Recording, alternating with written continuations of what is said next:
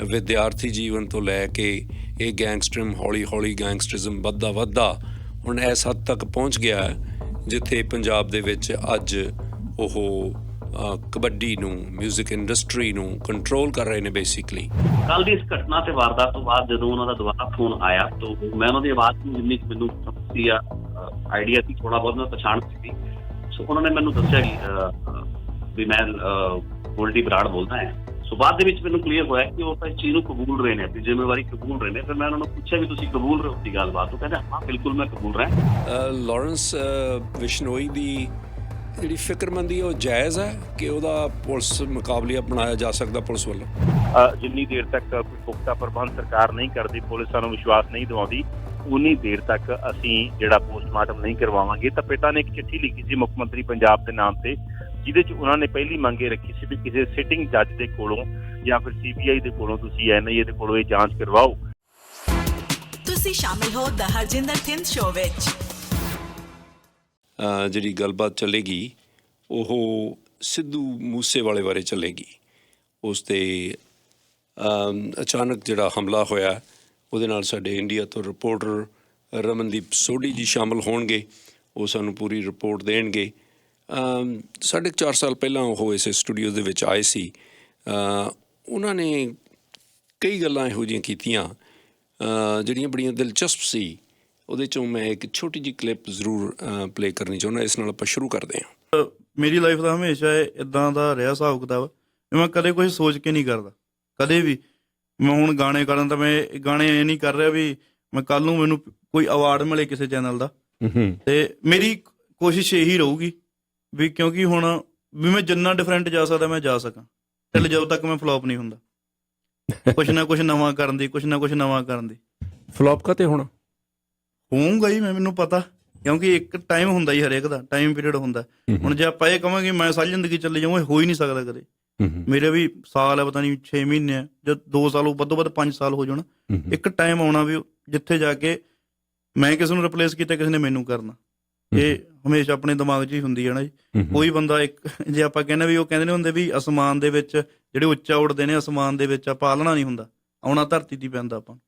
ਉਹੀ ਚੀਜ਼ ਹੈ ਜੀ, ਕਦੇ ਨਾ ਕਦੇ ਧਰਤੀ 'ਤੇ ਆਉਣਾ ਪਊਗਾ। ਮੇਰੇ ਦਿਮਾਗ 'ਚ ਵੀ ਹੈਗੀ ਇਹ ਗੱਲ।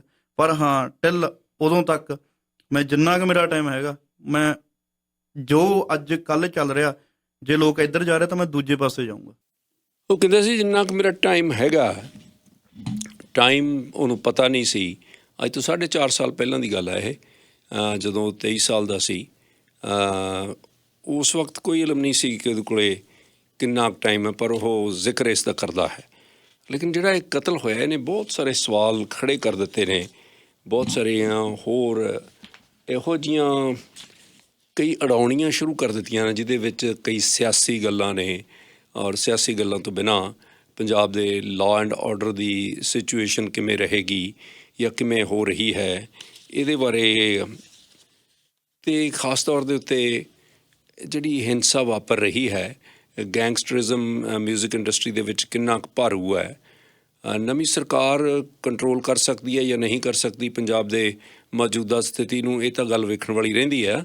ਲੇਕਿਨ ਪ੍ਰਭਾਵ ਕਿੰਨਾ ਵੱਧ ਰਿਹਾ ਗੈਂਗਸਟਰਿਜ਼ਮ ਦਾ ਕਬੱਡੀ ਦੇ ਵਿੱਚ, ਹੁਣ ਮਿਊਜ਼ਿਕ ਇੰਡਸਟਰੀ ਦੇ ਵਿੱਚ। ਜਿਸ ਤਰ੍ਹਾਂ ਅਸੀਂ ਪਹਿਲਾਂ ਗੱਲ ਕਰ ਰਹੇ ਸਾਂ, ਜੇ ਹੁਣ ਫਿਲਮ ਇੰਡਸਟਰੀ ਦੇ ਵਿੱਚ ਇਸੇ ਤਰ੍ਹਾਂ ਵਧਣ ਲੱਗ ਪਿਆ, ਗੈਂਗਸਟਰ ਜੇਲ੍ਹਾਂ 'ਚ ਬੈਠੇ ਇਹ ਡਿਸਾਈਡ ਕਰਨ ਲੱਗ ਪਏ ਕਿ ਪੰਜਾਬੀ ਦੀ ਕਿਹੜੀ ਫਿਲਮ ਦੇ ਵਿੱਚ ਕਿਹੜਾ ਐਕਟਰ ਰੋਲ ਕਰੇਗਾ, ਕਿਹੜਾ ਨਹੀਂ ਕਰ ਸਕਦਾ, ਅਤੇ ਫਲਾਣੇ ਨੂੰ ਰੋਲ ਦਿਓ, ਨਹੀਂ ਤਾਂ ਗੋਲੀ ਮਾਰ ਦਿਆਂਗੇ।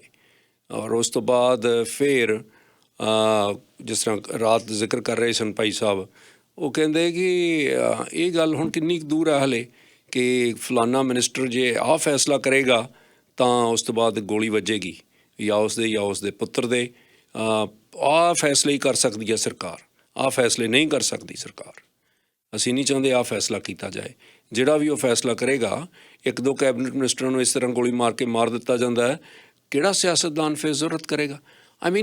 ਕਿਤੇ ਮੌਜੂਦਾ ਸਰਕਾਰ ਦੇ ਸਮਾਨਾਂਤਰ ਸਰਕਾਰ ਹੋਰ ਗੈਂਗਸਟਰ ਨਾਲ ਚਲਾਉਣ ਲੱਗ ਪੈਣ, ਜਾਂ ਇਸ ਤਰ੍ਹਾਂ ਦੇ ਪ੍ਰਸ਼ਾਸਨ ਦੇ ਫੈਸਲਿਆਂ ਦੇ ਵਿੱਚ ਉਹ ਦਖਲ ਨਾ ਦੇਣ ਲੱਗ ਪੈਣ। ਜਿਵੇਂ ਹੁਣ ਕਬੱਡੀ ਐਸੋਸੀਏਸ਼ਨਸ ਦੇ, ਆਪਣੇ ਗਾਉਣ ਵਾਲਿਆਂ ਦੇ, ਜਿੰਨੇ ਵੀ ਇਹਨਾਂ ਦਾ ਪ੍ਰਬੰਧ ਹੈ, ਉਸ ਦੇ ਵਿੱਚ ਸਿੱਧੇ ਤੌਰ 'ਤੇ ਉਹਨਾਂ ਦਾ ਦਖਲ ਹੋਣਾ ਸ਼ੁਰੂ ਹੋ ਗਿਆ ਹੈ। ਸੋ ਸਾਡੇ ਨਾਲ ਸਾਡੇ ਰਿਪੋਰਟਰ ਰਮਿੰਦਰ ਸੋਢੀ ਜੀ ਗੱਲਬਾਤ ਕਰਨਗੇ। ਸੋਢੀ ਸਾਹਿਬ ਜੀ ਆਇਆਂ ਨੂੰ, ਤੁਹਾਡਾ ਬਹੁਤ ਬਹੁਤ ਸਵਾਗਤ ਹੈ ਜੀ। ਬਹੁਤ ਮਿਹਰਬਾਨੀ ਥਿੰਨ ਸਾਹਿਬ, ਥੈਂਕ ਯੂ ਜੀ। ਜਿਹੜੀ ਸਿੱਧੂ ਮੂਸੇਵਾਲੇ ਦੀ ਕਤਲ ਹੋਇਆ, ਇਸ ਕਤਲ ਤੋਂ ਬਾਅਦ ਬਹੁਤ ਸਾਰੇ ਕਿਸਮ ਦੇ ਸਵਾਲ ਪੈਦਾ ਹੋ ਗਏ ਨੇ। ਪੰਜਾਬ ਦੇ ਲੋਕ ਵੀ ਮੇਰਾ ਖਿਆਲ ਹੈ ਹੁਣ ਉਹਨਾਂ ਦੇ ਮਨ ਦੇ ਵਿੱਚ ਧੜਕੂ ਅਤੇ ਸਹਿਮ ਵੀ ਹੈ ਕੁਛ ਇਲਾਕਿਆਂ ਦੇ ਵਿੱਚ। ਤੁਸੀਂ ਕੀ ਮਹਿਸੂਸ ਕਰਦੇ ਹੋ ਅਤੇ ਤੁਸੀਂ ਕੀ ਵੇਖਿਆ ਸੁਣਿਆ, ਨਵੀਆਂ ਕੀ ਖਬਰਾਂ ਆ ਰਹੀਆਂ ਨੇ, ਉਹਨਾਂ ਦੇ ਪਿਤਾ ਜੀ ਕੀ ਦੱਸਦੇ ਨੇ?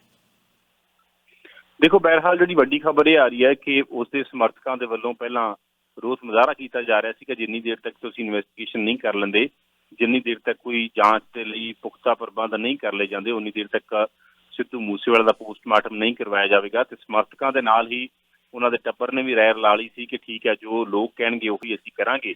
ਮੌਕੇ ਤੇ ਬਹੁਤ ਸਾਰੇ ਕਾਂਗਰਸੀ ਲੀਡਰ, ਖਾਸ ਤੌਰ ਤੇ ਕਾਂਗਰਸ ਪਾਰਟੀ ਦੇ ਪ੍ਰਧਾਨ ਰਾਜਾ ਵੜਿੰਗ, ਜਿਹੜੇ ਕਿ ਮੰਨੇ ਜਾਂਦੇ ਨੇ ਕਿ ਸਿੱਧੂ ਮੂਸੇਵਾਲਾ ਨੂੰ ਕਾਂਗਰਸ ਪਾਰਟੀ ਦੇ ਵਿੱਚ ਉਹੀ ਲੈ ਕੇ ਆਏ ਸੀ, ਇਹੀ ਗੱਲ ਕਹੀ ਜਾਂਦੀ ਹੈ, ਤਾਂ ਉਹ ਉੱਥੇ ਪਹੁੰਚੇ ਸੀ। ਔਰ ਮੂਸੇਵਾਲਾ ਰਾਜਾ ਵੜਿੰਗ ਦੇ ਕਾਫੀ ਕਰੀਬੀ ਮੰਨੇ ਜਾਂਦੇ ਸੀਗੇ। ਤਾਂ ਉਦੋਂ ਫਿਰ ਫੈਮਿਲੀ ਨੇ ਫੈਸਲਾ ਇਹੀ ਕੀਤਾ ਸੀ, ਉਹ ਕਹਿੰਦੇ ਸੀਗੇ ਕਿ ਭਾਈ ਜਿੰਨੀ ਦੇਰ ਤੱਕ ਕੋਈ ਪੁਖਤਾ ਪ੍ਰਬੰਧ ਸਰਕਾਰ ਨਹੀਂ ਕਰਦੀ, ਪੁਲਿਸ ਸਾਨੂੰ ਵਿਸ਼ਵਾਸ ਨਹੀਂ ਦਿਵਾਉਂਦੀ, ਉਨੀ ਦੇਰ ਤੱਕ ਅਸੀਂ ਜਿਹੜਾ ਪੋਸਟਮਾਰਟਮ ਨਹੀਂ ਕਰਵਾਵਾਂਗੇ। ਤਾਂ ਪਿਤਾ ਨੇ ਇੱਕ ਚਿੱਠੀ ਲਿਖੀ ਸੀ ਮੁੱਖ ਮੰਤਰੀ ਪੰਜਾਬ ਦੇ ਨਾਮ ਤੇ, ਜਿਹਦੇ 'ਚ ਉਹਨਾਂ ਨੇ ਪਹਿਲੀ ਮੰਗ ਇਹ ਰੱਖੀ ਸੀ ਵੀ ਕਿਸੇ ਸਿਟਿੰਗ ਜੱਜ ਦੇ ਕੋਲੋਂ ਜਾਂ ਫਿਰ CBI ਦੇ ਕੋਲੋਂ ਤੁਸੀਂ NIA ਦੇ ਕੋਲੋਂ ਇਹ ਜਾਂਚ ਕਰਵਾਓ। ਤਾਂ ਉਹਦੇ 'ਚ ਭਗਵੰਤ ਮਾਨ ਨੇ ਮੰਨ ਲਿਆ ਕਿ ਠੀਕ ਹੈ ਭਾਈ, ਅਸੀਂ ਤੁਹਾਡੀ ਇਹ ਜਾਂਚ ਸਿਟਿੰਗ ਜੱਜ ਦੇ ਕੋਲੋਂ ਕਰਵਾਵਾਂਗੇ।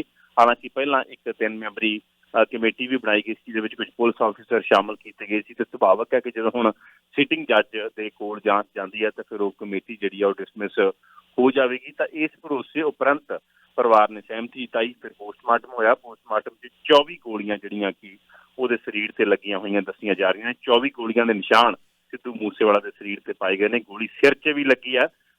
ਔਰ ਉਸ ਉਪਰੰਤ ਫਿਰ ਪਰਿਵਾਰ ਨੇ ਇਹ ਸਹਿਮਤੀ ਜਤਾਈ ਤੇ ਬੋਡੀ ਜਿਹੜੀ ਹੈ ਪੋਸਟਮਾਰਟਮ ਤੋਂ ਬਾਅਦ ਸਿੰਘ ਸਾਹਿਬ ਮੋਰਚਰੀ ਦੇ ਵਿੱਚ ਹੀ ਰੱਖੀ ਗਈ ਹੈ।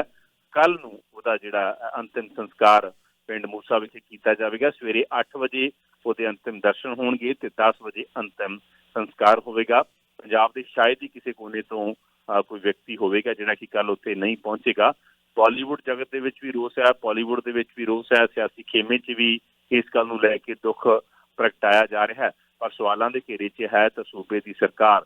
ਸਿੰਘ ਸਾਹਿਬ, ਇੱਕ ਬਹੁਤ ਵੱਡੀ ਚਰਚਾ ਹੋ ਰਹੀ ਹੈ ਕਿ ਸਿਕਿਉਰਿਟੀ ਘਟਾ ਲਈ, ਸਿਕਿਉਰਿਟੀ ਵਧਾ ਲਈ। ਮੈਂ ਨਿੱਜੀ ਤੌਰ ਤੇ ਆਪਣੀ ਟਿੱਪਣੀ ਕਰਾਂ ਤਾਂ 4 ਦੇ 2 ਗਨਮੈਨ ਹੋ ਗਏ ਤਾਂ ਉਹਦਾ ਵੱਡਾ ਫਰਕ ਨਹੀਂ ਹੈ, ਔਰ ਨਾ ਹੀ ਇਹ ਡਿਬੇਟ ਦਾ ਵਿਸ਼ਾ ਹੈਗਾ, ਕਿਉਂਕਿ ਸਿਕਿਉਰਿਟੀ ਤਾਂ ਇੰਦਰਾ ਗਾਂਧੀ ਦੇ ਕੋਲ ਵੀ ਸੀ, ਸਿਕਿਉਰਿਟੀ ਤਾਂ ਬੇਅੰਤ ਸਿੰਘ ਦੇ ਕੋਲ ਸੀ, ਸਿਕਿਉਰਿਟੀ ਹੋਰ ਬੜੇ ਲੋਕਾਂ ਦੇ ਕੋਲ ਰਹੀ ਹੈ। ਪਰ ਸਵਾਲ ਇਹ ਹੈ ਕਿ ਸਿਕਿਉਰਿਟੀ ਹਟਾ ਕੇ ਤੇ ਤੁਸੀਂ ਫਿਰ ਉਹਦਾ ਪ੍ਰਚਾਰ ਕਿਉਂ ਕਰਦੇ ਹੋ? ਤੁਸੀਂ ਆਪਣੀ ਪਿੱਠ ਕਿਉਂ ਥਾਪੜਦੇ ਹੋ? ਅਖਬਾਰਾਂ 'ਚ ਇਸ਼ਤਿਹਾਰ ਕਿਉਂ ਦਿੰਦੇ ਹੋ? ਸੋਸ਼ਲ ਮੀਡੀਆ ਤੇ ਪੋਸਟਰ ਕਿਉਂ ਪਾ ਰਹੇ ਹੋ? ਕੀ ਇਹ ਅਣਜਾਣਪੁਣਾ ਹੈ? ਕੀ ਇਹ ਤਜਰਬੇ ਦੀ ਘਾਟ ਦੀ ਨਿਸ਼ਾਨੀ ਨਹੀਂ ਹੈ ਕਿ ਤੁਸੀਂ 2700 ਬੰਦਾ ਜੇ ਵਾਪਸ ਲੈ ਲਿਆ ਤਾਂ ਕਿੰਨਾ ਕੁ ਵੱਡਾ ਮਾਰਕਾ ਮਾਰ ਲਿਆ ਔਰ ਅਗਲੇ ਦਿਨ ਇਹ ਘਟਨਾ ਹੋ ਜਾਂਦੀ ਹੈ। ਦੂਜੀ ਗੱਲ ਇਹ ਵੀ ਇੱਥੇ ਇਨਸਾਫ ਕਿ ਜਦੋਂ ਰਿਵਿਊ ਹੁੰਦਾ ਇੱਥੇ ਮਿਨਿਸਟਰੀ ਆਫ ਹੋਮ ਜਦੋਂ ਰਿਵਿਊ ਕਰਦੀ ਆ ਤਾਂ ਰਿਵਿਊ ਦੇ ਵਿੱਚ ਪੁਲਿਸ ਆਫਿਸਰ ਇਹ ਤਸਦੀਕ ਕਰਦਾ ਕਿ ਇਸ ਸ਼ਖਸ ਨੂੰ, ਜਿਸ ਨੂੰ ਕਿ ਇੰਨੇ ਬੰਦੇ ਸਿਕਿਉਰਿਟੀ ਦੇ ਦਿੱਤੇ ਗਏ ਆ, ਇਹਨੂੰ ਇੰਨੇ ਬੰਦਿਆਂ ਦੀ ਲੋੜ ਨਹੀਂ ਆ ਤੇ ਇਹਦੇ ਨਾਲ ਸਿਕਿਉਰਿਟੀ 'ਚ ਕਟੌਤੀ ਕੀਤੀ ਜਾਵੇ।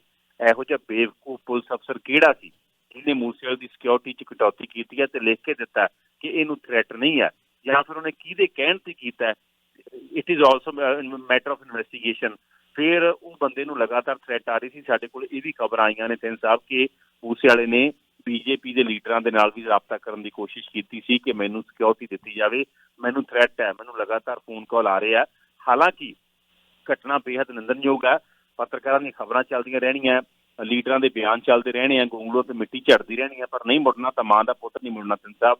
ਪਰ ਵੱਡਾ ਸਵਾਲ ਇਹ ਵੀ ਹੈ ਕਿ ਜਿਹਨੂੰ ਅਸੀਂ ਬਤੌਰ ਪੱਤਰਕਾਰ ਇਮੋਸ਼ਨਸ ਤੋਂ ਬਿਯੋਂਡ ਹੋ ਕੇ ਸਾਡਾ ਇਹ ਵੀ ਨੁਕਤੇ ਨਿਗਾਹੇ ਗੱਲ ਕਰਨੀ ਬਣਦੀ ਹੈ ਕਿ ਇਹ ਸਾਰੇ ਘਟਨਾਕ੍ਰਮ ਦੇ ਅੰਦਰ ਅਸੀਂ ਫੌਤ ਹੋ ਚੁੱਕੇ ਮੂਸੇਵਾਲੇ ਨੂੰ ਵੀ ਪਾਸੇ ਨਹੀਂ ਰੱਖ ਸਕਦੇ। ਜ਼ਿੰਮੇਵਾਰ ਉਹ ਵੀ ਹੈ। ਸ਼ਾਇਦ ਇਸ ਤਰ੍ਹਾਂ ਜਾਪਦਾ ਸੀਗਾ ਸਿੰਘ ਸਾਹਿਬ, ਜਿਵੇਂ ਤੁਸੀਂ ਪਹਿਲਾਂ ਇੱਕ ਕਲਿੱਪ ਸੁਣਾ ਕੇ ਜ਼ਿਕਰ ਕੀਤਾ ਕਿ ਉਹ ਪਹਿਲਾਂ ਹੀ ਜਾਣਦਾ ਸੀ ਕਿ ਉਹਦੇ ਨਾਲ ਹੋਣੀ ਇਸੇ ਤਰ੍ਹਾਂ ਦੀ ਆ, ਉਹਨੂੰ ਪਹਿਲਾਂ ਹੀ ਗਿਆਨ ਹੋ ਚੁੱਕਿਆ ਸੀ, ਤਾਂ ਹੀ ਉਹ ਲਿਖਦਾ ਤੇ ਗਾਉਂਦਾ ਕਿ ਚੋਬਰ ਦੇ ਚਿਹਰੇ ਉੱਤੇ ਨੂਰ ਦੱਸਦਾ, ਇਹਦਾ ਉੱਠਣਾ ਜਵਾਨੀ 'ਚ ਜਨਾਜ਼ਾ ਮਿਟੀਏ। ਔਰ ਖਾਸ ਤੌਰ ਤੇ ਇਹ ਵੀ ਗਾਉਂਦਾ ਹੈ ਕਿ ਮੌਤ ਨੂੰ ਮਸ਼ੂਕ ਦੱਸਦਾ ਇਹ। ਔਰ ਕੋਈ ਵੀ ਜਿਹੜਾ ਟਰੈਕ ਹੈ ਸਿੰਘ ਸਾਹਿਬ ਉਸ ਦਾ ਸੁਣ ਲਵੋ, ਉਹਦੇ 'ਚ ਗੋਲੀਆਂ ਦੇ ਨਾਲ ਪੇਚਾ ਪੈਂਦਾ ਤੇ ਮੌਤ ਦੇ ਨਾਲ ਪੇਚਾ ਪੈਂਦਾ ਹੋਇਆ ਨਜ਼ਰ ਆਉਂਦਾ। ਬੇਸ਼ੱਕ ਉਹਨੇ ਵਿਵਾਕ ਜ਼ਿੰਦਗੀ ਜਿਉਈਆਂ ਤੇ ਅਣਖ ਦੇ ਨਾਲ ਜ਼ਿੰਦਗੀ ਜਿਉਈਆਂ, ਪਰ ਇਹ ਸੱਚ ਹੈ ਕਿ ਉਹਦੇ ਗਾਣਿਆਂ ਦੇ ਵਿੱਚੋਂ ਹਵਾੜ ਆਉਂਦੀ ਸੀ ਦੁਸ਼ਮਣੀ ਦੀ, ਉਹਦੇ ਗਾਣਿਆਂ ਦੇ ਵਿੱਚੋਂ ਸਮੈਲ ਆਉਂਦੀ ਸੀਗੀ ਈਰਖਾ ਦੀ, ਇੱਕ ਦੂਸਰੇ ਦੇ ਨਾਲ ਲਾਗ ਝਾੜ ਦੀ, ਉੱਚਾ ਵਿਖਾਉਣ ਦੀ। ਤਾਂ ਸੁਭਾਵਕ ਹੈ ਕਿ ਇਕੱਲਾ ਇਹ ਨਹੀਂ ਹੈ ਕਿ ਉਹਦੀ ਮਸ਼ਹੂਰੀ ਹੀ ਜਿਹੜਾ ਉਹਦੀ ਦੁਸ਼ਮਣ ਬਣੀ ਹੈ, ਤਾਂ ਕੋਈ ਸ਼ੱਕ ਨਹੀਂ ਹੈ ਉਹਦੇ ਗਾਣਿਆਂ ਦਾ ਕੰਟੈਂਟ ਤੇ ਉਹਦਾ ਬਿਹੇਵੀਅਰ ਵੀ ਉਹਦੇ ਨਾਲ ਹੀ ਘਟਨਾਕ੍ਰਮ ਬੀਤਣ ਦਾ ਕਾਰਨ ਬਣਿਆ। ਉਹਦੇ ਨਾਲ ਜੋ ਬੀਤਿਆ ਬੇਹੱਦ ਦੁਖਦਾਈ ਹੈ, ਪਰ ਜੋ ਬੀਤਿਆ ਉਹ ਇਸ ਤਰ੍ਹਾਂ ਜਾਪਦਾ ਸਿੰਘ ਸਾਹਿਬ ਕਿ ਉਸਦੇ ਆਏ ਹੋਏ ਗਾਣੇ ਦੀ ਵੀਡੀਓ ਜਿਹੜੀ ਹੈ ਉਹ ਬਣੀ ਹੋਈ ਹੈ। ਇਸ ਤਰ੍ਹਾਂ ਜਾਪਦਾ ਕਿ ਜੋ ਉਹਨੇ ਗਾਇਆ ਉਹ ਉਸੇ ਤਰ੍ਹਾਂ ਦਾ ਹੀ ਹੋ ਗਿਆ। ਚਲੋ ਕੁਦਰਤ ਵੀ ਬੜੀ ਬਲਵਾਨ ਹੈ, ਉਹ ਕਹਿੰਦੇ ਕਿ 32 ਦੰਦਾਂ ਦੀ ਗੱਲ ਇੱਕ ਦਿਨ 'ਚ ਪੂਰੀ ਹੋ ਜਾਂਦੀ ਹੈ, ਤਾਂ ਉਹਦੀ ਜ਼ੁਬਾਨ ਤੇ ਮੌਤ ਦੇ ਨਾਲ ਵਾਸਤਾ ਪਾਉਣਾ, ਇਹ ਸਾਰੀਆਂ ਚੀਜ਼ਾਂ ਅਕਸਰ ਆਉਂਦੀਆਂ ਹੀ ਸਨ। 4 ਸਾਲ ਪਹਿਲਾਂ ਤੁਹਾਡੇ ਇੰਟਰਵਿਊ ਦੇ ਵਿੱਚ ਵੀ ਜ਼ਿਕਰ ਕਰਦਾ ਕਿ ਮੇਰੇ ਕੋਲ ਜਿੰਨਾ ਕੁ ਸਮਾਂ ਹੈ, ਪਰ ਇਸ ਤਾਣੇ ਬਾਣੇ ਦੇ ਅੰਦਰ ਪੰਜਾਬ ਦੇ ਸਿਸਟਮ ਨੂੰ ਕਲੰਕਿਤ ਕਰਨ ਵਾਲੀ ਗੱਲ ਜਿਹੜੀ ਉਹ ਹੈਗੀ ਹੈ ਸਿੰਘ ਸਾਹਿਬ ਕਿ ਹਰ ਬੰਦੇ ਨੂੰ ਸਿਕਿਉਰਿਟੀ ਥੋੜ੍ਹਾ ਦਿੱਤੀ ਜਾ ਸਕਦੀ ਹੈ, ਇਕੱਲੇ ਬੰਦੇ ਨੂੰ ਬੁਲਟ ਪ੍ਰੂਫ ਗੱਡੀ ਨਹੀਂ ਦਿੱਤੀ ਜਾ ਸਕਦੀ। ਜਿਹੜਾ ਹੁਣ ਗੋਂਗਲੂਆਂ ਤੋਂ ਮਿੱਟੀ ਝਾੜਦੇ ਪੁਲਿਸ ਅਫਸਰ ਕਹਿੰਦੇ ਆ ਕਿ ਭਾਈ ਬੁਲਟ ਪ੍ਰੂਫ ਗੱਡੀ ਦਿੱਤੀ ਸੀ, ਲੈ ਕੇ ਕਿਉਂ ਨਹੀਂ ਆਏ? ਇਹਦਾ ਮਤਲਬ ਇਹ ਹੋ ਗਿਆ ਸਿੰਘ ਸਾਹਿਬ ਕਿ ਜਿਹੜੇ ਬੰਦੇ ਦਾ ਪੰਜਾਬ 'ਚ ਥੋੜ੍ਹਾ ਬਹੁਤਾ ਨਾ ਹੋ ਗਿਆ, ਉਹ ਬੁਲਟ ਪ੍ਰੂਫ ਗੱਡੀਆਂ 'ਚ ਹੀ ਘੁੰਮਣ ਜੋਗਾ ਰਹਿ ਗਿਆ। ਉਹ ਗੱਡੀ ਤਾਂ ਉਹਦੀ ਆਪਣੀ ਸੀ, ਪੁਲਿਸ ਨੇ ਥੋੜ੍ਹੀ ਦਿੱਤੀ ਉਹਨੂੰ। ਬਿਲਕੁਲ, ਫਿਰ ਮੰਨਿਆ ਜਾਵੇ ਨਾ ਸਿੰਘ ਸਾਹਿਬ ਕਿ ਇਹਦਾ ਮਤਲਬ ਕੀ ਹੋਇਆ ਕਿ ਜੇ ਕੋਈ ਬੰਦਾ ਪਬਲਿਕ ਫਿਗਰ ਬਣ ਗਿਆ ਤੇ ਉਹ ਹੁਣ ਬੁਲਟ ਪ੍ਰੂਫ ਗੱਡੀਆਂ 'ਚ ਤੁਰਿਆ ਫਿਰੇ, ਫਿਰ ਡੈਮੋਕ੍ਰੇਸੀ ਕਿੱਥੇ ਰਹਿ ਗਈ? ਫਿਰ ਸੇਫਟੀ ਕਿੱਥੇ ਰਹਿ ਗਈ ਹੈ? ਫਿਰ ਤੰਤਰ ਕਾਹਦੇ ਵਾਸਤੇ ਆ? ਵੈਸੇ ਤਾਂ ਇਸ ਤੰਤਰ ਤੋਂ ਕੁਝ ਐਕਸਪੈਕਟ ਨਹੀਂ ਕਰਨਾ ਚਾਹੀਦਾ ਸਿੰਘ ਸਾਹਿਬ।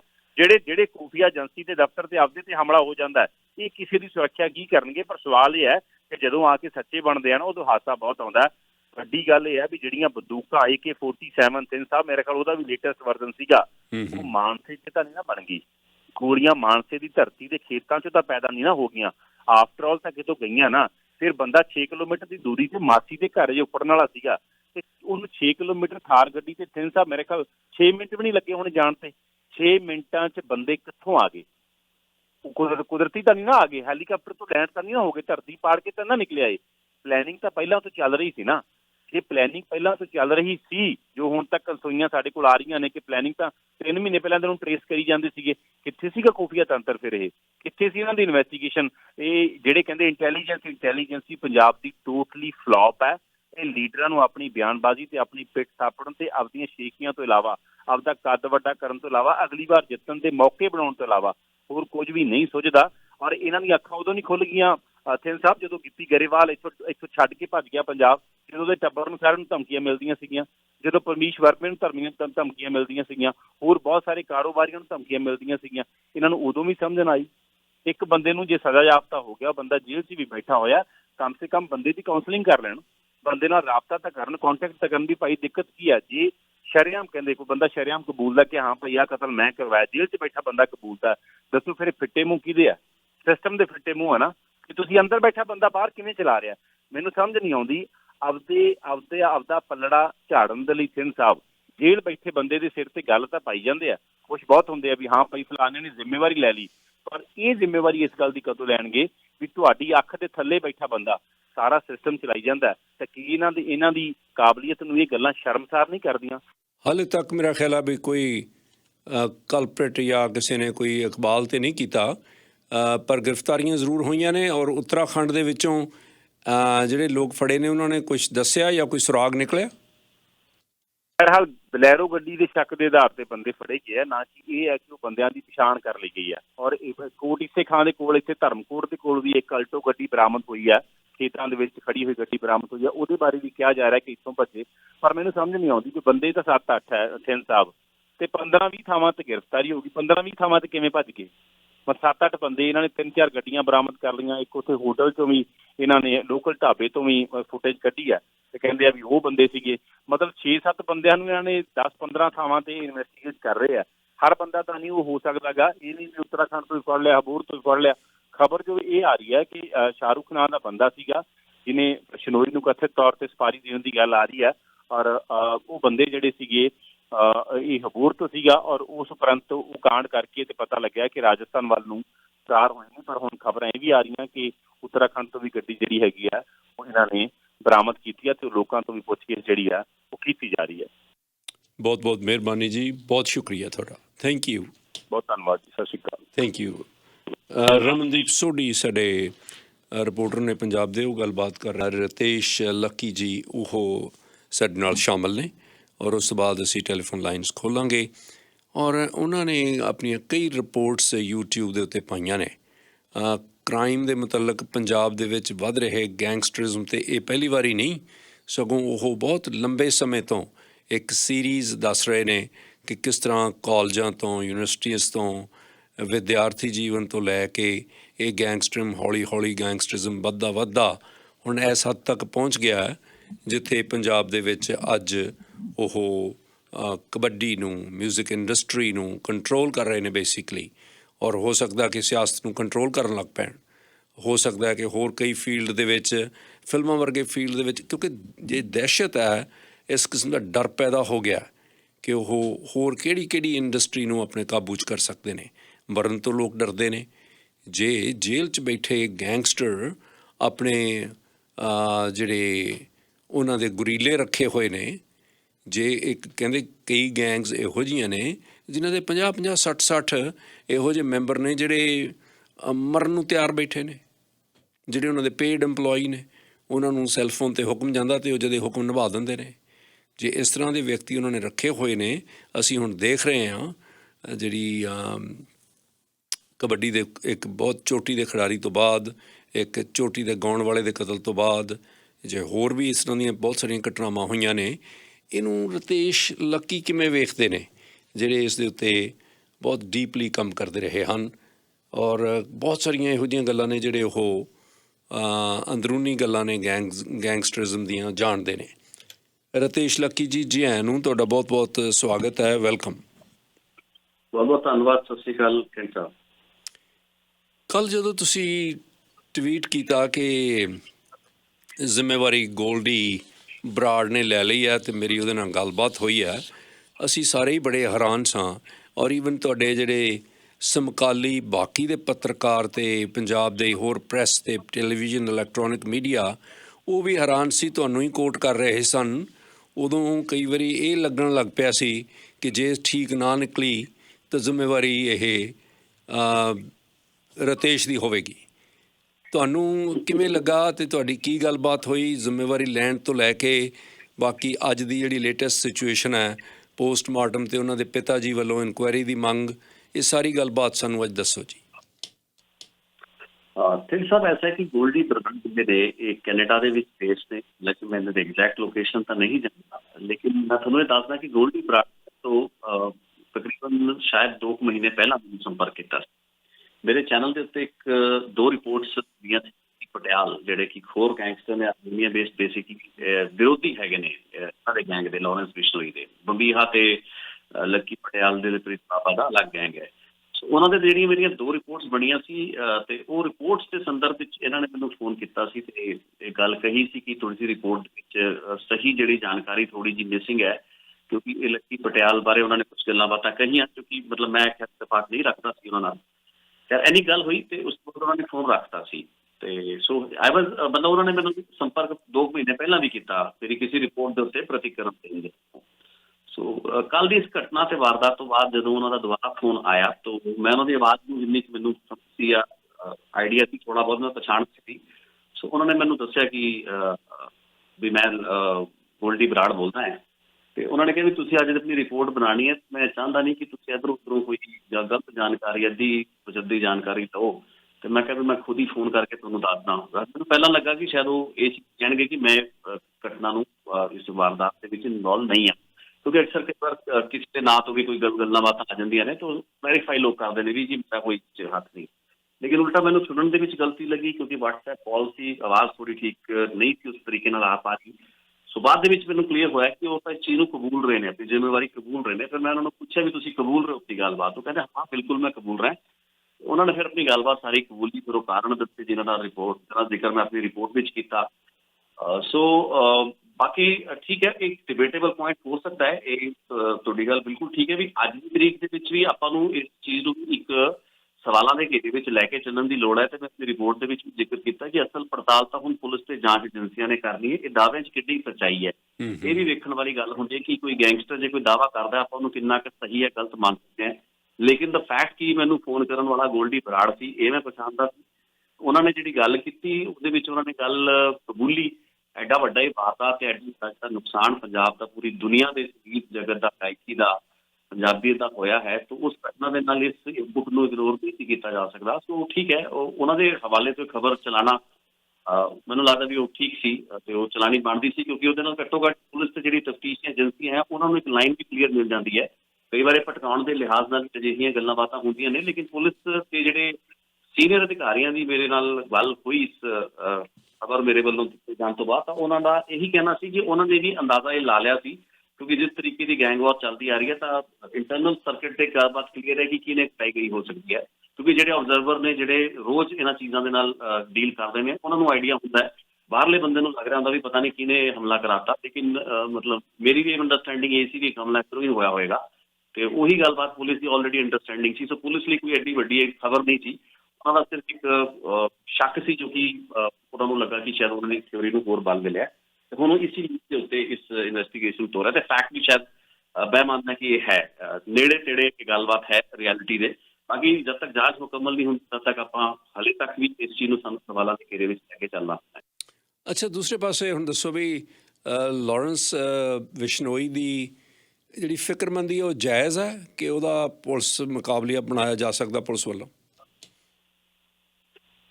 ਦੇਖੋ ਤੁਸੀਂ ਲੋਕਾਂ ਦਾ ਰਿਐਕਸ਼ਨ ਦੇਖੀਏ, ਕਿਉਂਕਿ ਇਹ ਕੋਈ ਬਹੁਤ ਛੋਟੀ ਘਟਨਾ ਨਹੀਂ, ਬਹੁਤ ਵੱਡੀ ਘਟਨਾ ਹੈ ਜੀ। ਮੈਨੂੰ ਲੱਗਦਾ ਪੰਜਾਬ ਦੀ ਜਿਹੜੀ ਗੈਂਗਵਾਰ ਦੀ ਹਿਸਟਰੀ ਦਾ ਇੱਕ ਬਹੁਤ ਵੱਡਾ ਘਟਨਾ ਹੈ, ਵਾਰਦਾਤ ਹੈ, ਬਹੁਤ ਵੱਡਾ ਘਾਟਾ ਹੈ। ਸੋ ਲੋਕਾਂ ਦੇ ਵਿੱਚ ਬਹੁਤ ਗੁੱਸਾ ਹੈ, ਪੰਜਾਬ ਸਰਕਾਰ ਦੇ ਉੱਤੇ, ਪੁਲਿਸ ਦੇ ਉੱਤੇ ਬਹੁਤ ਜ਼ਿਆਦਾ ਦਬਾਅ ਹੈ, ਤੇ ਪੰਜਾਬ ਸਰਕਾਰ ਨੇ ਬਲਕਿ ਪੂਰੇ ਸਾਡੇ ਦੇਸ਼ ਦੀਆਂ ਜਿਹੜੀਆਂ ਸੁਰੱਖਿਆ ਏਜੰਸੀਆਂ ਲਈ ਇੱਕ ਚੁਣੌਤੀ ਬਣ ਗਈ ਹੈ ਗੱਲਬਾਤ, ਕਿਉਂਕਿ ਗੋਲਡੀ ਬਰਾੜ ਜਿਹੜੇ ਨੇ ਇਹ ਇਕੱਲੇ ਲਾਰੈਂਸ ਬਿਸ਼ਨੋਈ ਜਾਂ ਫਿਰ ਸਿਰਫ ਪੰਜਾਬ ਦੀਆਂ ਵਾਰਦਾਤਾਂ ਨਹੀਂ, ਬਲਕਿ ਇਹਨਾਂ ਨੂੰ ਜਿਹੜੀ ਪੂਰੀ ਲੌਜਿਸਟਿਕਲ ਸਪੋਰਟ ਹੈ ਲਾਰੈਂਸ ਗਰੁੱਪ ਨੂੰ, ਜਿਹਦੇ ਵਿੱਚ ਕਾਲਾ ਜਠੇੜੀ ਵੀ ਆਉਂਦੀ, ਉਹ ਸਾਰੀ ਗੋਲਡੀ ਬਰਾੜ ਵੱਲੋਂ ਹੀ ਮਿਲ ਰਹੀ ਹੈ।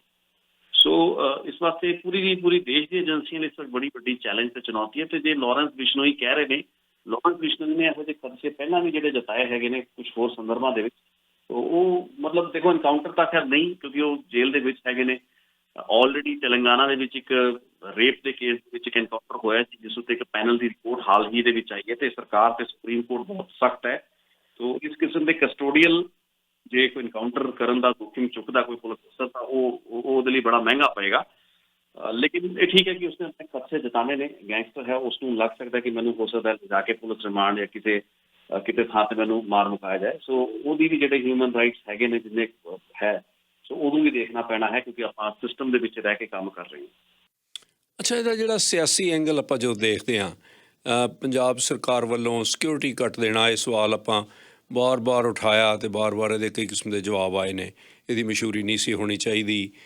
ਪਰ ਜਿੱਥੇ ਆਪਾਂ ਹੁਣ ਖੜ੍ਹੇ ਹਾਂ, ਇੱਥੇ ਪੰਜਾਬ ਦੇ ਜਿਹੜੇ ਲਾਅ ਐਂਡ ਆਰਡਰ ਨੂੰ ਕਾਬੂ ਕਰਨ ਦੇ ਵਿੱਚ ਤੁਹਾਡੀ ਪਰਸਨਲ ਓਪੀਨੀਅਨ ਕੀ ਹੈ ਕਿ ਪੰਜਾਬ ਸਰਕਾਰ ਅਸਮਰੱਥ ਰਹੀ ਹੈ? ਇਹ ਨੋਵਿਸ ਸਰਕਾਰ ਹੈ, ਅਣਜਾਣ ਹੈ, ਸਿਖਾਂਦਰੂ ਹੈ, ਹਾਲੇ ਇਹਨਾਂ ਨੂੰ ਪੰਜਾਬ ਦੇ ਲਾਅ ਐਂਡ ਆਰਡਰ ਨੂੰ ਕਾਬੂ ਕਰਨ ਦਾ ਵੱਲ ਨਹੀਂ ਆਇਆ? ਦੇਖੋ ਜੀ, ਜਿਵੇਂ ਘਟਨਾਵਾਂ ਹੋ ਰਹੀਆਂ ਨੇ ਉਸ ਤੋਂ ਤਾਂ ਐਵੇਂ ਹੀ ਜਾਪਦਾ ਲੱਗਦਾ, ਲੇਕਿਨ ਇਹ ਘਟਨਾਵਾਂ ਜਿਹੜੀਆਂ ਹੋ ਰਹੀਆਂ ਨੇ ਉਹਦੇ ਪਿੱਛੇ ਸਾਨੂੰ ਸਮਝਣਾ ਪੈਣਾ ਕਿ ਮਤਲਬ ਇਹ ਵਾਰਦਾਤਾਂ ਤਾਂ ਪਹਿਲਾਂ ਵੀ ਹੁੰਦੀਆਂ ਰਹੀਆਂ। ਅਕਾਲੀ ਦਲ ਦੇ ਸਮੇਂ ਦੇ ਉੱਤੇ ਵੀ ਨਾਭੇ ਦੀ ਜੇਲ੍ਹ ਟੁੱਟ ਗਈ, ਕੈਪਟਨ ਅਮਰਿੰਦਰ ਸਿੰਘ ਦੇ ਸਮੇਂ ਦੇ ਉੱਤੇ ਕਈ ਜਿਹੜੇ ਲੋਕਾਂ ਨੂੰ ਨਿਸ਼ਾਨਾ ਬਣਾਇਆ ਗਿਆ, ਗੈਂਗਵਾਰ ਹੋਈ, ਗੈਂਗਸਟਰਾਂ ਨੇ ਵੀ ਲੋਕ ਮਾਰੇ, ਗੈਂਗਸਟਰਸ ਨੂੰ ਵੀ ਮਾਰਿਆ ਗਿਆ, ਠੀਕ ਹੈ ਨਾ। ਤੇ ਹੁਣ ਵੀ ਮਤਲਬ ਇਹ ਸਾਰੀਆਂ ਚੀਜ਼ਾਂ ਹੋ ਰਹੀਆਂ ਨੇ, ਲੇਕਿਨ ਮੈਨੂੰ ਲੱਗਦਾ ਵੀ ਦੇਖੋ ਕਿਸੇ ਵੀ ਸਰਕਾਰ ਲਈ ਬੜਾ ਔਖਾ ਹੋ ਜਾਂਦਾ ਹੈ। ਤਜਰਬਾ ਤੇ ਉਹ ਤਾਂ ਗੱਲਾਂ ਬਾਤਾਂ ਹਲੇ ਕਲੀਅਰ ਨਹੀਂ ਹੋਣਗੀਆਂ, ਕਿਉਂਕਿ ਦੇਖੋ ਪੁਲਿਸ ਨੇ ਆਪਣਾ ਕੰਮ ਕਰਨਾ, ਤਫਤੀਸ਼ ਏਜੰਸੀਆਂ ਨੇ ਆਪਣਾ ਕੰਮ ਕਰਨਾ, ਉਸ ਦੇ ਵਿੱਚ ਸਰਕਾਰ ਦੀ ਜਿਹੜੀ ਭੂਮਿਕਾ ਹੈ ਉਹ ਇੱਕ ਲਿਮਿਟਿਡ ਲੈਵਲ ਤੇ ਹੋ ਸਕਦੀ ਹੈ। ਲੇਕਿਨ ਵੱਡਾ ਇਸ਼ੂ ਹੈ ਵੀ ਜਿਵੇਂ ਤੁਸੀਂ ਕੁਝ ਐਸੇ ਫੈਸਲੇ ਲੈ ਲੈਂਦੇ ਹੋ ਜਾਂ ਤੇ ਵਾਹਵਾਹੀ ਜਿਹੜੀ ਬਟੋਰਨ ਦੀ ਕੋਸ਼ਿਸ਼ ਕਰਦੇ ਹੋ, ਕੁਝ ਅਜਿਹੇ ਫੈਸਲੇ ਸੁਰੱਖਿਆ ਘਟਾਉਣ ਦੇ ਲੈਣਾ, ਫਿਰ ਉਹਨਾਂ ਨੂੰ ਪਬਲਿਸਾਈਜ਼ ਕਰਨਾ, ਤੇ ਉਹ ਫਿਰ ਕਾਊਂਟਰ ਪ੍ਰੋਡਕਟਿਵ ਹੋ ਗਿਆ। ਮੈਨੂੰ ਲੱਗਦਾ ਉਸ ਚੀਜ਼ ਦਾ ਨੁਕਸਾਨ ਜ਼ਿਆਦਾ ਹੋ ਜਾਂਦਾ, ਤੇ ਕੋਈ ਅਣਸੁਖਾਵੀ ਘਟਨਾ ਹੋਣ ਦੀ ਸਥਿਤੀ ਦੇ ਵਿੱਚ ਨਜ਼ਲਾ ਸਿਰਫ ਸਰਕਾਰ ਦੇ ਸਿਰ ਤੇ ਆਉਂਦਾ ਹੈ। ਠੀਕ ਹੈ, ਆਪੋਜ਼ਿਸ਼ਨ ਪਾਰਟੀਆਂ ਨੇ ਮੈਮੋਰੈਂਡਮ ਦੇ ਰਹੇ, ਰਾਜਪਾਲ ਨੂੰ ਅਸਤੀਫੇ ਦੀ ਮੰਗ ਕਰਨੀ ਹੈ, ਲੇਕਿਨ ਮੈਂ ਇਸ ਨੂੰ ਮੰਨਦਾ ਵੀ ਹਲੇ ਸਾਨੂੰ ਥੋੜਾ ਸੋਚਣ ਦੀ ਲੋੜ ਹੈ, ਕਿਉਂਕਿ ਇਹ ਸਿਆਸਤ ਕਰਨ ਦਾ ਵਿਸ਼ਾ ਨਹੀਂ ਹੈ, ਸੁਰੱਖਿਆ ਦਾ ਵਿਸ਼ਾ। ਨਾ ਤਾਂ ਸਰਕਾਰ ਇਸ ਉੱਤੇ ਸਿਆਸਤ ਕਰੇ ਤੇ ਨਾ ਹੀ ਵਿਰੋਧੀ ਪਾਰਟੀਆਂ ਕਰਨ। ਕਿਸੇ ਮਤਲਬ ਐਡੀ ਵੱਡੀ ਵਾਰਦਾਤ ਦੇ ਵਿੱਚ ਕਿਸੇ ਐਡੇ ਵੱਡੇ ਸਿੰਗਰ ਨੂੰ ਗੈਂਗਸਟਰ ਦਿਨ ਦਹਾੜੇ ਮਾਰ ਦਿੰਦੇ ਨੇ, ਤੇ ਸਾਡੇ ਲਈ ਉਹ ਚਿੰਤਾ ਦਾ ਵੱਡਾ ਕਾਰਨ ਹੈ। ਅਸੀਂ ਕਿੰਨੀ ਸੇਫ ਹਾਂ, ਸਾਡੇ ਸਿਤਾਰੇ ਕਿੱਡੇ ਸੇਫ ਨੇ, ਇਹ ਸਾਰੀਆਂ ਚੀਜ਼ਾਂ ਇਸ ਵਕਤ ਬਹੁਤ ਸੀਰੀਅਸ ਨੇ, ਤੇ ਮੈਨੂੰ ਲੱਗਦਾ ਇਹਨਾਂ ਤੋਂ ਸਹਿਰਤਾ ਦੇ ਨਾਲ ਗੱਲਬਾਤ ਹੋਣੀ ਚਾਹੀਦੀ ਹੈ। ਪੋਲੀਟਿਕਸ ਦੀ ਤਾਂ ਕੋਈ ਥਾਂ ਬਚਦੀ ਨਹੀਂ ਅੱਜ ਦੇ ਸਿਸਟਮ ਦੇ ਵਿੱਚ, ਜਿੰਨੀ ਕ੍ਰਿਟੀਕਲ ਸਟੇਜ ਇਸ ਵਕਤ ਆਈ ਹੋਈ ਹੈ। ਸੋ ਜਿਹੜੇ ਵੀ ਪੋਲੀਟਿਕਸ ਕਰ ਰਹੇ ਨੇ, ਮੈਂ ਉਹਨਾਂ ਨੂੰ ਬਹੁਤ, ਮੈਨੂੰ ਤਾਂ ਖੈਰ ਤਰਸ ਆਉਂਦਾ ਅਜਿਹੇ ਪੋਲੀਟੀਸ਼ੀਅਨ ਤੇ, ਕਿਉਂਕਿ ਆਪਣੇ ਸਮਿਆਂ ਦੇ ਵਿੱਚ ਨਹੀਂ ਉਹ ਦੇਖਦੇ ਵੀ ਆਪਣੇ ਸਮਿਆਂ ਦੇ ਵਿੱਚ ਵੀ ਬਹੁਤ ਕੁਝ ਹੋਇਆ ਹੈ, ਲੇਕਿਨ ਅਜਿਹੇ ਸਾਨੂੰ ਲੱਗਦਾ ਨਹੀਂ ਵੀ ਸਿਆਸਤ ਦਾ ਇੱਕ ਕੇਂਦਰ ਬਣਾਉਣਾ ਚਾਹੀਦਾ, ਤੇ ਸਰਕਾਰ ਦੀ ਮਦਦ ਕਰਨ ਦੀ ਲੋੜ ਹੈ, ਸਰਕਾਰ ਨੂੰ ਚੰਗੀ ਸਲਾਹ ਦੇਣ ਦੀ ਲੋੜ ਹੈ। ਜੇ ਸਰਕਾਰ ਨਹੀਂ ਕਰ ਪਾ ਰਹੀ, ਤਜਰਬਾ ਉਸ ਕੋਲ ਨਹੀਂ ਹੈ, ਆਪਾਂ ਮੰਨਦੇ ਤਜਰਬਾ ਨਹੀਂ ਹੈ, ਤਾਂ ਫਿਰ ਉਸ ਨੂੰ ਤੇਰੇ ਤਜਰਬੇਕਾਰ ਹੈਗੇ ਨੇ, ਉਹ ਸਲਾਹ ਦੇਣ ਸਰਕਾਰ ਨੂੰ, ਸਰਕਾਰ ਦੇ ਨਾਲ ਮੋਢੇ ਦੇ ਨਾਲ ਮੋਢਾ ਲਾ ਕੇ ਖੜਨ। 5 ਸਾਲ ਤਾਂ ਸਰਕਾਰ ਨੇ ਚੱਲਣਾ ਹੀ ਹੈ ਨਾ ਜੀ, ਇਹ ਤਾਂ ਹੈ ਨਹੀਂ ਵੀ 5 ਸਾਲ ਤੋਂ ਪਹਿਲਾਂ ਸਰਕਾਰ ਨੇ ਕੀਤਾ। ਸੋ ਹੁਣ ਤਫਤੀਸ਼ ਦੀ ਇੰਤਜ਼ਾਰ ਹੋਏਗੀ ਅਤੇ ਜਿਹੜੇ ਮਾਨਯੋਗ ਜੱਜ ਸਾਹਿਬ ਇਸ ਦੀ ਹੋਰ ਇਨਵੈਸਟੀਗੇਸ਼ਨ ਕਰਨਗੇ ਅਤੇ ਹੋਰ ਤਾਂ ਇਸ ਤੋਂ ਬਿਨਾਂ ਮੇਰਾ ਖਿਆਲ ਆ ਹੋਰ ਕੁਛ ਨਹੀਂ ਕੀਤਾ ਜਾ ਸਕਦਾ, ਨਾ ਹੀ ਹੋ ਰਿਹਾ।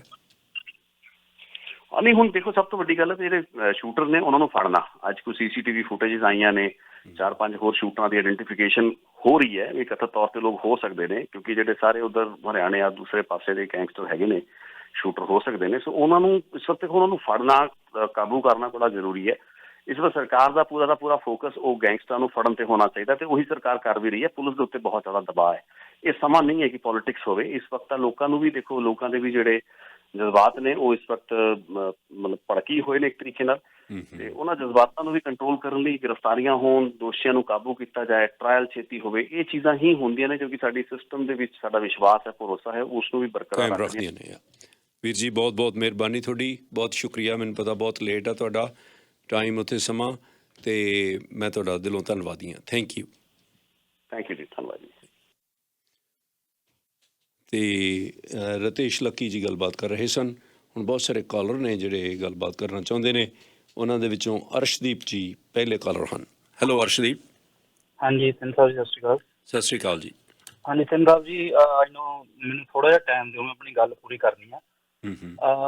ਦੇਖੋ ਜੀ, ਜੋ ਵੀ ਹੋਇਆ ਹੋਣਾ ਨਹੀਂ ਚਾਹੀਦਾ ਸੀ, ਬਟ ਮੈਂ ਇਹ ਕਹਿੰਦਾ ਕਿ ਜੇ ਤੁਹਾਡੀ ਕਿਸੇ ਨਾਲ ਕੋਈ ਗੱਲ ਹੋ ਗਈ ਆ, ਕੋਈ ਤੁਹਾਨੂੰ ਕੋਈ ਡਿਸਟਰਬ ਕੀਤਾ ਵਾ, ਤੁਸੀਂ ਉਹਨੂੰ ਬੈਠ ਕੇ ਗੱਲ ਕਰ ਲਓ। ਜੇ ਉਹ ਤੁਹਾਨੂੰ ਮਾਰਨ ਦਾ ਵੀ ਦਿਲ ਕਰਦਾ, ਉਸ ਬੰਦੇ ਨੂੰ ਇਸ ਕਰਕੇ ਹੀ ਛੱਡ ਦਿਓ ਕਿ ਯਾਰ ਉਹ ਇਕੱਲਾ ਮਾਪਿਆਂ ਦਾ ਪੁੱਤ ਆ, ਜਾਂ ਫਿਰ ਕਹਿ ਲਓ ਕਿ ਕਿਸੇ ਦੇ ਪਰਿਵਾਰ ਨਾਲ ਵੀ ਜੁੜਿਆ ਹੋਇਆ ਮਾਂ ਪਿਓ ਉਹਦੇ ਹੈਗੇ, ਉਹਨਾਂ ਕਰਕੇ ਉਸ ਬੰਦੇ ਨੂੰ ਛੱਡ ਦਿੱਤਾ ਜਾਵੇ, ਹੈ ਨਾ। ਤੁਸੀਂ ਇੱਦਾਂ ਕਿਸੇ ਦੇ ਸਾਹ ਲੈ ਲੈਣੇ, ਕਿਸੇ ਨੂੰ ਇੱਦਾਂ ਜਾਨੋਂ ਮਾਰ ਦੇਣਾ, ਤੁਸੀਂ ਇੱਦਾਂ ਕਰ ਕਿੱਦਾਂ ਸਕਦੇ ਹੋ?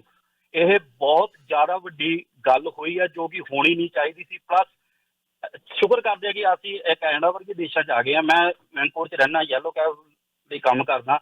ਕੱਲ੍ਹ ਦਾ ਮੈਂ ਕਸਟਮਰ ਡਰੋਪ ਕਰ ਰਿਹਾ, ਜਿਹੜਾ ਬਹਿੰਦਾ ਇਹੀ ਕਹਿੰਦਾ ਕਿ it should not happen, and ਸਾਨੂੰ ਪਤਾ ਲੱਗਿਆ ਇੰਨੀ ਦੂਰ ਤੱਕ ਲੈਵਲ ਦੀ ਗੱਲ ਜਾ ਚੁੱਕੀ ਆ। ਮੈਂ ਕਾਰ ਟੈਕਸੀ ਚਲਾਉਣਾ, ਪਹਿਲੋਂ ਗੋਰੇ ਆਉਂਦੇ, ਕਾਲੇ ਆਉਂਦੇ, ਹਰ ਕੋਈ ਇੱਦਾਂ ਹੀ ਕਹਿੰਦਾ ਯਾਰ ਤੇਰੇ ਕੋਲ ਸਿੱਧੂ ਮੂਸੇ ਵਾਲਾ ਸੌਂਗ ਹੈ, do you play Sidhu Moosewala for us?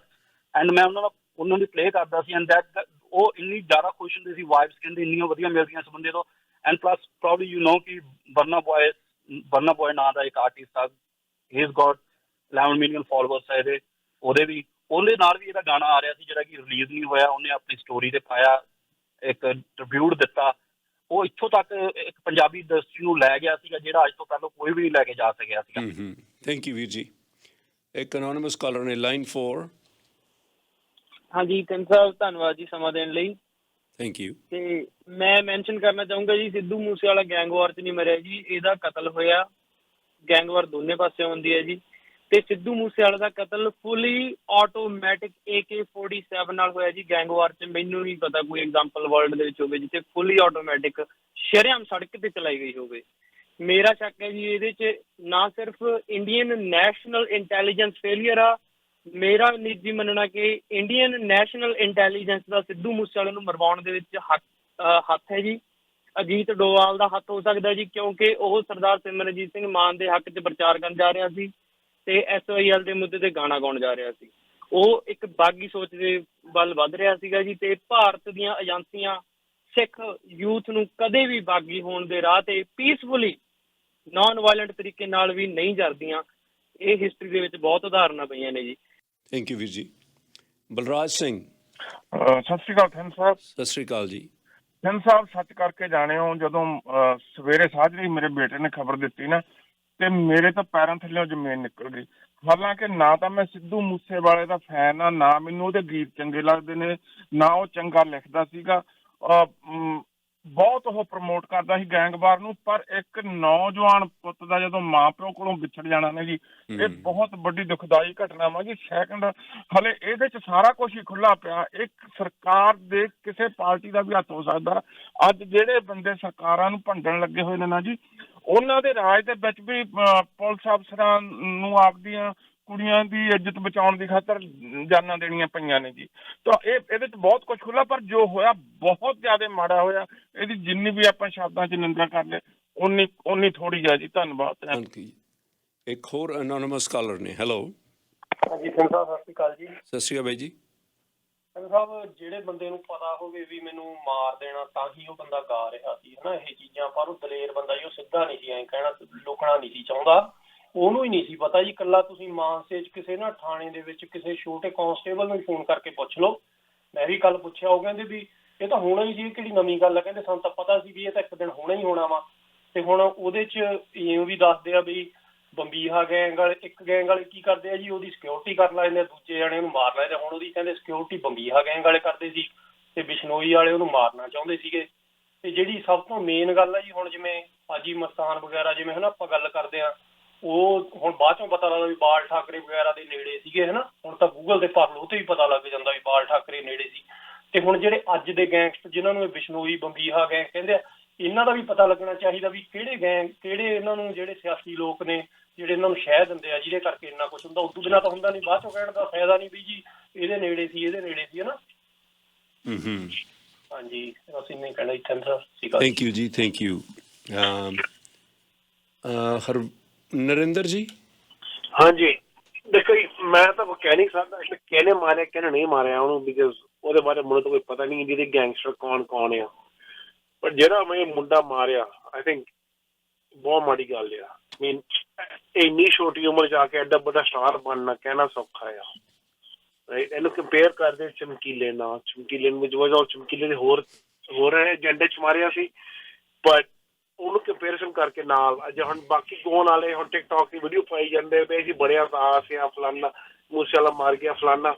ਪਹਿਲਾਂ ਇਹ ਗਾਉਣ ਵਾਲੇ ਇਹਨੂੰ ਅੱਖਾਂ ਕੱਢਦੇ ਸੀ, ਗਾਲਾਂ ਕੱਢਦੇ ਸੀ ਵੀ ਇਹ ਮਾੜਾ ਗਾਉਣ ਵਾਲੇ, ਲੁੱਚੇ ਗਾਣੇ ਗਾਉਂਦਾ, ਫਲਾਨਾ ਗਾਉਂਦੇ ਆ, ਰਾਈਟ। ਹੁਣ ਮੂਸੇ ਵਾਲਾ ਇਹਨਾਂ ਲਈ ਹੁਣ ਸਟਾਰ ਬਣ ਗਿਆ ਜਦੋਂ ਮਰ ਗਿਆ, ਪਹਿਲਾਂ ਉਹਨੂੰ ਮਾੜਾ ਸਮਝਦੇ ਸੀ। Thank you. ਹਰਵਿੰਦਰ ਜੀ। ਹਾਂਜੀ ਵੀਰ ਜੀ, ਸਤਿ ਸ਼੍ਰੀ ਅਕਾਲ। ਸਤਿ ਸ਼੍ਰੀ ਅਕਾਲ ਭਾਈ ਜੀ। ਬਹੁਤ ਮਾੜਾ ਹੋਇਆ ਜਿਹੜਾ ਇਹ ਮਰਿਆ ਹੈ ਨਾ ਮੂਸੇ ਵਾਲਾ, ਤੇ ਪਰ ਮੈਨੂੰ ਤਾਂ ਪੁਲਿਸ ਦੀ ਸ਼ੱਕ ਲੱਗਦਾ ਜੀ। ਜਿਹੜੇ ਪੁਲਿਸ ਵਾਲੇ ਇਹ ਗਏ ਕਿਉਂ ਨਹੀਂ ਕਹਿੰਦੇ ਵੀ ਟਾਇਰਡ ਸੀਗੇ ਹਨਾ, ਤੇ ਵੀ ਇਹ ਪੁਲਿਸ ਦੀ ਇਨਵੋਲਵਮੈਂਟ ਵੀ ਜਿਵੇਂ ਉਹਨਾਂ ਨੇ ਕਿਤੇ ਰੇਕੀ ਉਹਨਾਂ ਨੇ ਨਾ ਕਰਤੀ ਹੋਵੇ ਘਰੋਂ, ਜਿਵੇਂ ਉਹ ਤੁਰਿਆ ਹਨਾ, ਤੇ ਉਹਦਾ ਹੋਰ ਕਿਸੇ ਨੂੰ ਪਤਾ ਨਹੀਂ ਸੀਗਾ ਵੀ ਉਹ ਪੁਲਿਸ ਵਾਲਿਆਂ ਨੂੰ ਤਾਂ ਜ਼ਰੂਰ ਪਤਾ ਸੀਗਾ ਨਾ ਵੀ ਇਹ ਕਿੱਥੇ ਜਾ ਰਿਹਾ। ਮੈਂ ਤਾਂ ਪੁਲਿਸ ਵਾਲਿਆਂ ਤੇ ਡਾਊਟ ਆ। ਜਿਹੜਾ ਇਹਦਾ ਉਹ AK-47 ਵਾਲਾ ਸੀਗਾ, ਉਹ ਵੀ ਕੇਸ ਖੁੱਲ ਰਿਹਾ ਸੀ, ਉਹਦੇ ਕਰਕੇ ਵੀ ਹੋ ਸਕਦਾ ਵੀ ਇਹਨੂੰ ਮਾਰਿਆ ਗਿਆ ਹੋਵੇ, ਵੀ ਉਹਨੂੰ ਕੇਸ ਨੂੰ ਬੰਦ ਕਰਨ ਦੀ ਖਾਤਰ। Thank you. ਮੈਂ ਕਾਲ ਹੋਰ ਲੈ ਸਕਦਾ। ਕਰਨ। ਹੈਲੋ, ਸਤਿ ਸ਼੍ਰੀ ਅਕਾਲ ਜੀ। ਸਤਿ ਸ਼੍ਰੀ ਅਕਾਲ। ਹਾਂਜੀ ਭਾਈ, ਮੈਂ ਇਹਨੂੰ ਇਸ ਤਰ੍ਹਾਂ ਸੋਚਦਾ, ਚਲੋ ਦੁੱਖ ਤਾਂ ਹੈ ਬਹੁਤ ਵੀ ਮਰਿਆ ਮੁੰਡਾ ਨਾ, ਬਹੁਤ ਗਲਤ ਹੋਇਆ, ਪਰ ਜੇ ਦੇਖਿਆ ਜਾਵੇ ਜੇ ਹੁਣ ਇਹ ਘਟਨਾਵਾਂ ਹੁੰਦੀਆਂ ਨੇ, ਜਿਵੇਂ ਪਹਿਲਾਂ ਕਬੱਡੀ ਵਾਲਾ ਮੁੰਡਾ ਮਾਰਿਆ ਗਿਆ, ਹੋਰ ਵੀ ਹੋ ਰਹੀਆਂ ਨੇ ਘਟਨਾਵਾਂ, ਇਹ ਤਾਂ ਚਲੋ ਫੇਮਸ ਨੇ, ਮੋਹਰੇ ਆ ਜਾਂਦੇ, ਕਈ ਵਿਚਾਰੇ ਉੱਡੇ ਰਗੜ ਹੋ ਜਾਂਦੇ ਆ, ਉਹਨਾਂ ਦਾ ਤਾਂ ਆਉਂਦਾ ਹੀ ਨਹੀਂ, ਨਿਊਜ਼ ਦੇ ਵਿੱਚ ਵੀ ਨਹੀਂ ਆਉਂਦਾ। ਇਹ ਉਨੀ ਦੇਰ ਨਹੀਂ ਹਟਣੀਆਂ ਜਿੰਨੀ ਦੇਰ ਜਿਹੜੇ ਕਾਂਗਰਸ ਤੇ ਅਕਾਲੀਆਂ ਨੇ ਗੁੰਡੇ ਪਾਲੇ ਹੋਏ ਆ ਨਾ, ਉਹ ਜੇਲ੍ਹਾਂ 'ਚ ਬਿਠਾਏ ਹੋਏ ਨੇ, ਜੇਲ੍ਹਾਂ ਦੇ ਵਿੱਚ ਸਾਰਾ ਕੰਮ ਕਰਵਾ ਰਹੇ ਨੇ। ਉਦੋਂ ਵੀ ਵੱਡੇ ਗੁੰਡੇ ਨੇ ਜਿਹੜੇ ਪੁਲਿਸ ਦੇ ਵਿੱਚ ਜਿਹੜੇ ਸਿਫਾਰਸ਼ੀ ਇਹਨਾਂ ਨੇ ਭਰਤੀ ਕਰਵਾਏ ਸੀ ਕਾਂਗਰਸ ਤੇ ਅਕਾਲੀਆਂ ਨੇ, ਜਿੰਨੀ ਦੇਰ ਉਹਨਾਂ ਨੂੰ ਨੱਥ ਨਹੀਂ ਪਾਈ ਹੁੰਦੀ, ਉਹਨਾਂ ਨੂੰ ਕਿਸੇ ਟਿਕਾਣੇ ਨਹੀਂ ਲਾਇਆ ਜਾਂਦਾ, ਉਨੀ ਦੇਰ ਇਹ ਹਟਣਾ ਨਹੀਂ ਕੰਮ। Thank you. ਆਪਣੇ ਕੋਲ ਸਮਾਂ ਥੋੜ੍ਹਾ ਰਹਿੰਦਾ ਜਾਂਦਾ। ਇਸ ਕਾਲਰ ਨੇ ਜਿਹੜਾ ਆਪਣਾ ਖਦਸ਼ਾ ਪ੍ਰਗਟ ਕੀਤਾ ਉਹ ਕਿਸੇ ਹੱਦ ਤੱਕ ਦਰੁਸਤ ਹੈ, ਕਿਉਂਕਿ ਜਦੋਂ ਸਰਕਾਰਾਂ ਆਪਣੀ ਆਈ 'ਤੇ ਆ ਜਾਣ ਤਾਂ ਕੋਈ ਇਹੋ ਜਿਹਾ ਕੰਮ ਨਹੀਂ ਜਿਹੜਾ ਉਹ ਨਹੀਂ ਕਰ ਸਕਦੀਆਂ। ਖ਼ਾਸ ਤੌਰ ਦੇ ਉੱਤੇ ਆਮ ਲੋਕਾਂ ਦੀ ਜਾਨ ਮਾਲ ਦੀ ਰਾਖੀ ਕਰਨੀ, ਜਿਹੜਾ ਗੁੱਡ ਗਵਰਨੈਂਸ ਹੈ ਉਹਦੇ ਵਿੱਚ ਲਾਅ ਐਂਡ ਆਰਡਰ ਸਭ ਤੋਂ ਮਹੱਤਵਪੂਰਨ ਚੀਜ਼ ਹੈ ਕਿ ਲੋਕ ਸੁਰੱਖਿਅਤ ਮਹਿਸੂਸ ਕਰਨ। ਹੁਣ ਜਿਹੜੇ ਸੂਬੇ ਦੀ ਸਰਕਾਰ ਦੇ ਮੰਤਰੀ ਗੁੰਡੇ ਪਾਲਣ ਲੱਗ ਪੈਣ, ਮੰਤਰੀ ਗੈਂਗਸਟਰ ਨੂੰ ਦੀ ਪੁਸ਼ਤ ਪਨਾਹੀ ਕਰਨ ਲੱਗ ਪੈਣ, ਤੁਹਾਡੇ ਸ਼ਾਇਦ ਚੇਤੇ ਹੋਣਾ ਦੋਸ਼ ਲੱਗਦੇ ਰਹੇ ਨੇ, ਇੱਕ ਸਿਆਸਤਦਾਨ ਦੂਜੀ ਸਿਆਸਤਦਾਨ 'ਤੇ ਪੰਜਾਬ 'ਚ ਦੋਸ਼ ਲਾਉਂਦੇ ਰਹੇ ਨੇ ਕਿ ਫਲਾਨਾ ਇਹਦਾ ਗੁੰਡਾ, ਉਹ ਕਹਿੰਦਾ ਨਹੀਂ ਇਹਨੇ ਗੁੰਡੇ ਫਲਾਨੇ ਪਾਲੇ ਹੋਏ ਆ, ਇਹਨੇ ਫਲਾਨਾ ਗੈਂਗਸਟਰ ਪਾਲਿਆ ਹੋਇਆ, ਫਲਾਨਾ ਗੈਂਗਸਟਰ ਤੋਂ ਇਹ ਕੰਮ ਕਰਾਉਂਦਾ। ਹੁਣ ਤੁਸੀਂ ਦੇਖ ਰਹੇ ਹੋ ਕਿ ਜੇ ਇਹ ਜਿਹੜੇ ਇਹ ਗੈਂਗਸਟਰ ਨੇ, ਇਹਨਾਂ ਦੀ ਪੁਸ਼ਤ ਪਨਾਹੀ ਕਰਨ ਵਾਲੇ ਪੰਜਾਬ ਦੇ ਵਿੱਚ ਪੋਲੀਟੀਸ਼ੀਅਨਸ ਬੈਠੇ ਨੇ, ਜਿਹੜੇ ਸ਼ਕਤੀਸ਼ਾਲੀ ਲੋਕਾਂ ਲਈ ਫੈਸਲੇ ਕਰਨ ਲਈ, ਨਵੇਂ ਕਾਨੂੰਨ ਘੜਨ ਲਈ ਚੁਣ ਕੇ ਭੇਜੇ ਹੋਏ ਨੇ, ਅਤੇ ਫਿਰ ਉੱਥੇ ਹੋਰ ਕੌਣ ਕੀ ਕਰ ਸਕਦਾ। ਸੋ ਇਹ ਗੱਲ ਬਹੁਤ ਮਹੱਤਵਪੂਰਨ ਹੈ ਕਿ ਇਹਦੇ ਵੱਲ ਧਿਆਨ ਦਿੱਤਾ ਜਾਏ ਕਿ ਕਿਹੜੇ ਸਿਆਸਤਦਾਨ ਨੇ ਜਿਹੜੇ ਇਹਨਾਂ ਦੀ ਪੁਸ਼ਤ ਪਨਾਹੀ ਕਰਦੇ ਨੇ। ਦੂਸਰੀ ਗੱਲ ਇਹ ਆ ਵੀ